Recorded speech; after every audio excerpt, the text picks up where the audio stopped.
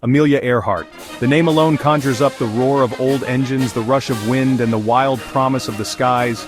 But who was she, really, and what happened on that fateful flight when she vanished into legend? Let's rewind to 1897, Atchison, Kansas. Amelia's childhood was anything but ordinary. She climbed trees, built ramps, and even fashioned her own roller coaster. Adventure was in her blood, and in an era when women were expected to stay grounded, Amelia was already looking to the clouds. Her first encounter with aviation was electric. In 1920, she paid $1 for a 10-minute flight at an air show. That taste of flight changed everything.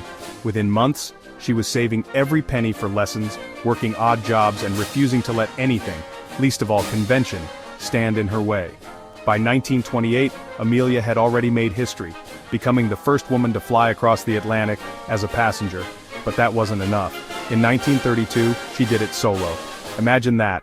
One woman, alone in a tiny red Lockheed Vega, braving storms and exhaustion, crossing nearly 2,000 miles of open water. The world went wild. Headlines called her Queen of the Air. She became a symbol of courage and breaking barriers, especially for women. But Earhart wasn't done. She set record after record, flew coast to coast, and even wrote best-selling books. Her goal? To inspire others, especially young women, to dream bigger and fly higher. Every time she stepped into a cockpit, she carried the hopes of a generation. Then, in 1937, Amelia set her sights on the ultimate challenge, flying around the world at the equator. With her navigator, Fred Noonan, she took off in a sleek Lockheed Electra. They flew over jungles, deserts, and endless seas, pushing the limits of what was possible.